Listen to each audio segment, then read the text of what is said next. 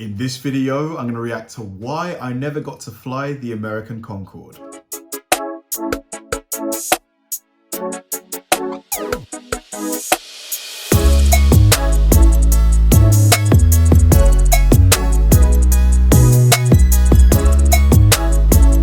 Hi guys, and welcome to another episode of Kabir Considers. This is the place where I react to music, media, sports, anime, anything related to popular culture. I'll watch it with an open mind and give you my 100% honest reaction to it.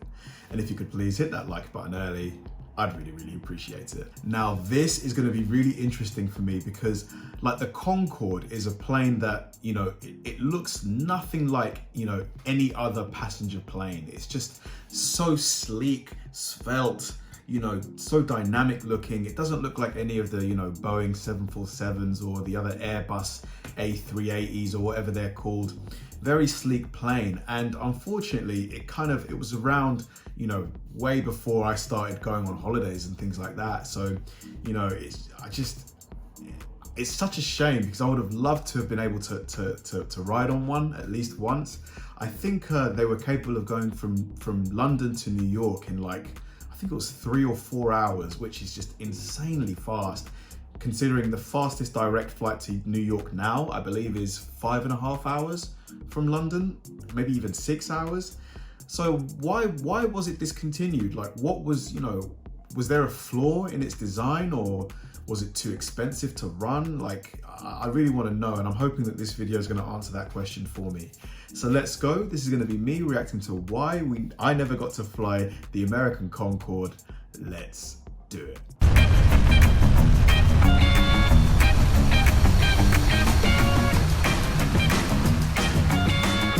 Such a great looking plane. It would have flown nearly 3 times the speed of sound and carried more than 250 passengers, the distance from New York to Los Angeles, in under 2 hours. Wow. Its development was backed by $1 billion in US government funding and an army of Boeing engineers, and airlines were lining up to buy it. This would have been America's answer to Concorde.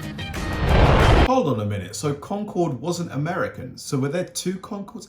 Oh, I see. So the Concorde that was actually around was it European, and this is the American Concorde? I get it.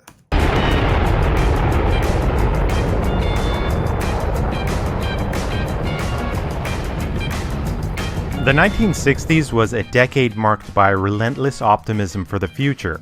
Laser beams, satellites, and moon landings. This was a decade in which the world was changing quickly. In just a few short years, propeller-driven aircraft had been replaced by sleek new jetliners. And while this new jet age was exciting, many were expecting an even bigger leap forward. Air travel was about to get a whole lot faster. A 1950s propeller-driven airliner could take 15 hours to fly from New York to London. In the 15 hours. Whew. That's a long time. 1960s, a jet made that same flight in around 7 hours. But many were expecting that by the 1970s, supersonic transports would begin replacing jets, and they would fly 2 or even 3 times the speed of jetliners, and that would cut a New York to London flight down to under 3 hours. By the end of the 1970s... That would be so cool. I mean, imagine, for me, to be able to pop to New York on the weekend, for a couple of days, that'd be so great. Because 3 hours, that's fine. That's like driving from London to Manchester. That'd be so great. Hundreds of these supersonic transports were expected to be flying. And nearly every major American aircraft manufacturer was dreaming up plans for them. But these were still very much just plans, because actually building a supersonic transport was an enormous challenge. The technological hurdles alone were daunting. Supersonic transports wouldn't just need to fly fast, they'd need to be economical enough for airlines to actually operate. And these same airlines were already buying American-made jetliners. US manufacturers had the commercial aviation market pretty much cornered. So there wasn't the will to invest the massive sums of money needed to get any of these plans off the ground. That's interesting because I would imagine if you can cut a journey from, let's say, New York to London by 2/3, that means that assuming turnaround time is equally as fast, you can cram more flights in. So even if you lower the price per seat, if you're doing 3 times as many flights, you're going to make that money back way faster. So economically, at least, it seems viable to me at the moment anyway. But across the Atlantic, the British and the French weren't waiting around. In 1962, the two countries announced a partnership to build Concorde. And this marked the first serious effort to actually build a supersonic airliner. And a few months later, the Soviets also jumped into the race with their Tupolev 144. The Americans had been keeping an eye on the Concorde program well before 1962. Over the years, they watched the program transform from a concept to a serious enterprise, and that began to worry American officials. Because if the British and the French would be the first to open up the supersonic transport market and do so uncontested, well, that could seriously threaten America's lead in civil aviation. Thousands of aerospace jobs could be at stake. A future American president might one day be forced to fly around in a foreign-built supersonic transport. Would that be so bad? And airlines were now also beginning to show interest. Pan American World Airways, at the time the largest American international carrier, even announced its intention to buy Concordes. So, in 1963, the race was on. President Kennedy announced that the U.S. government would help fund the development of an American supersonic transport.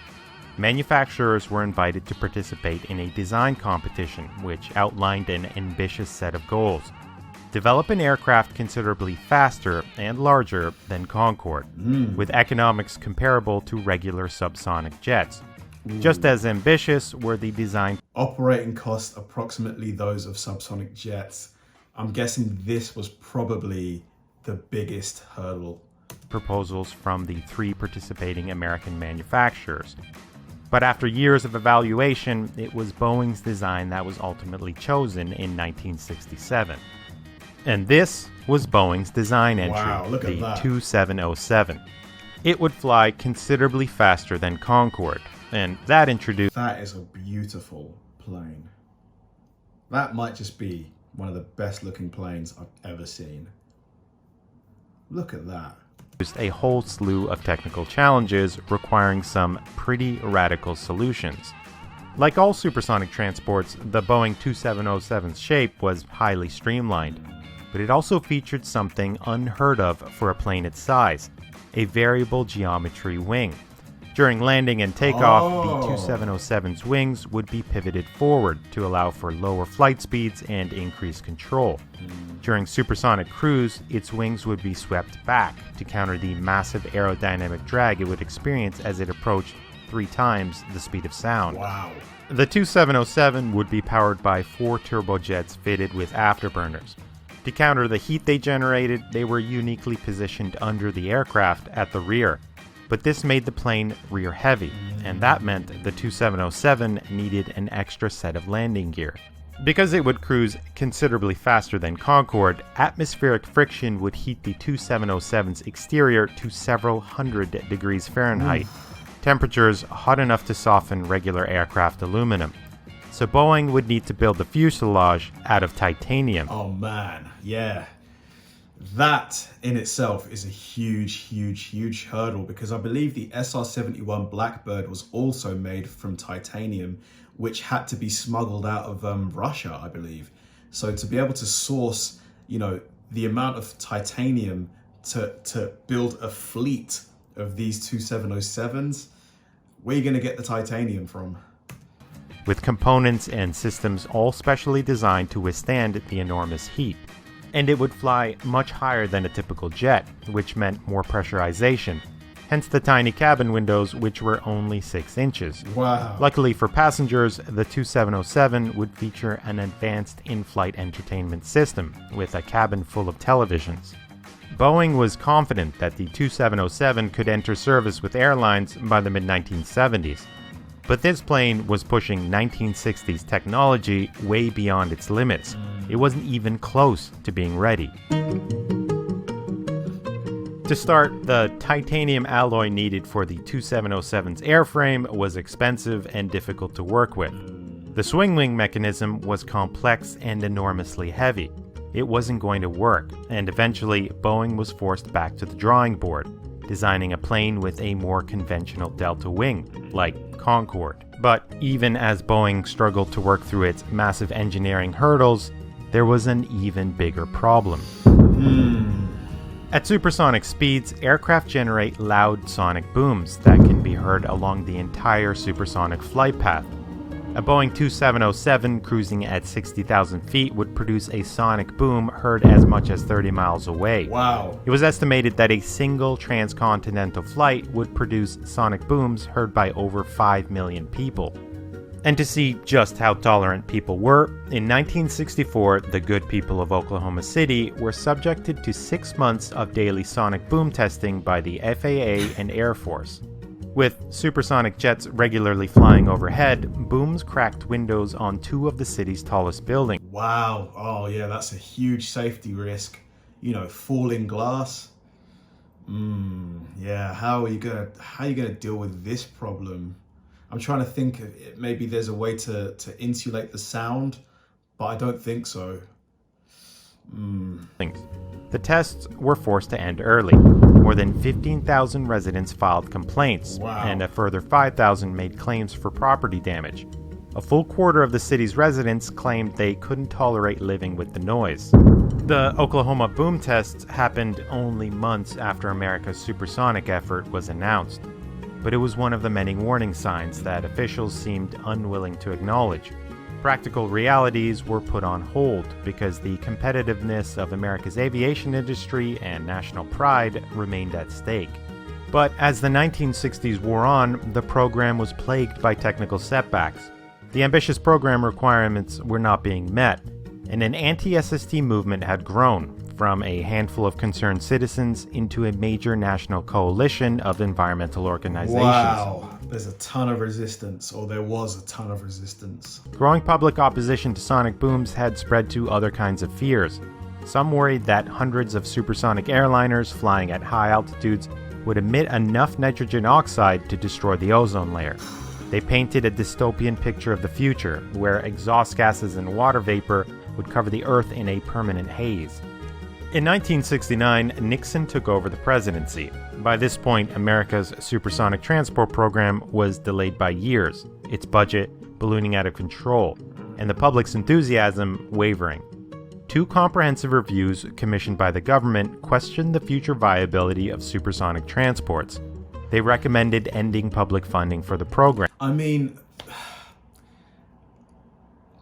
I would imagine at some point we are going to get, these planes, or these planes are going to make a return.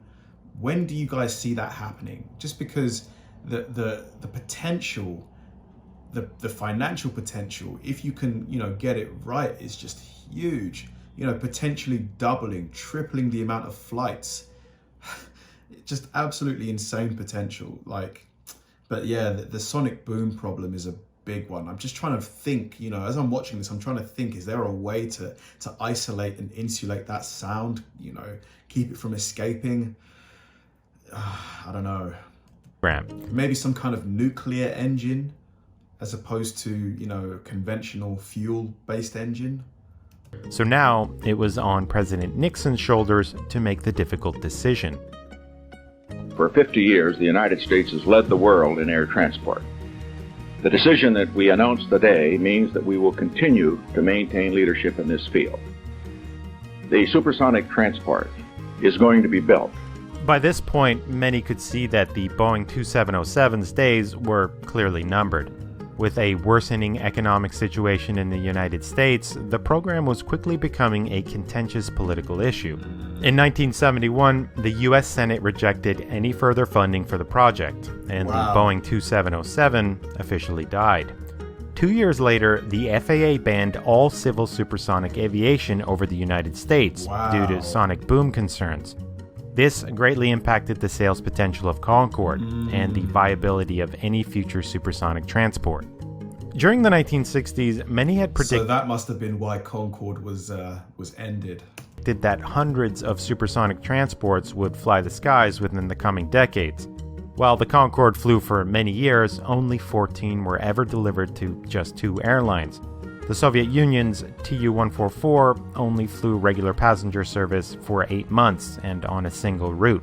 When the 2707 project was cancelled, the threat of foreign competition and concerns about national prestige were no longer great enough to offset political, economic, and environmental pressures.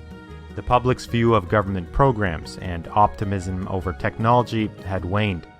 Over the course of the 1960s, the world had clearly changed. Thanks to Audible for sponsoring this video. Really interesting. I mean, I don't think I've ever seen a better looking plane. Honestly, that thing, I know it was just renders, but it was just so good looking, so streamlined and sleek. But yeah, the noise issue was a massive one. Unless we can think of some kind of engine, maybe some new innovation to completely remove sonic booms, I just don't know how we're ever going to see, supersonic planes again, just especially commercial ones, because, at any given time, there's thousands of planes in the air. So if you've got thousands of these supersonic planes, sonic booming every few seconds, it would be a nightmare to live with. But yeah, I hope to see them return, because like I mentioned, being able to fly to New York in under 3 hours, it would be amazing. I mean, it would be game changing. It really would. Yeah, hopefully we see a return one day. Thanks for watching, guys. If you enjoyed this video, please like, subscribe, turn on bell notifications, and keep throwing the recommendations my way. I know I say it all the time, but they genuinely help me out, because if I know you enjoyed watching something, I'll definitely enjoy reacting to it. So like, subscribe, turn on bell notifications, keep throwing the recommendations, and I'll catch you in the next one.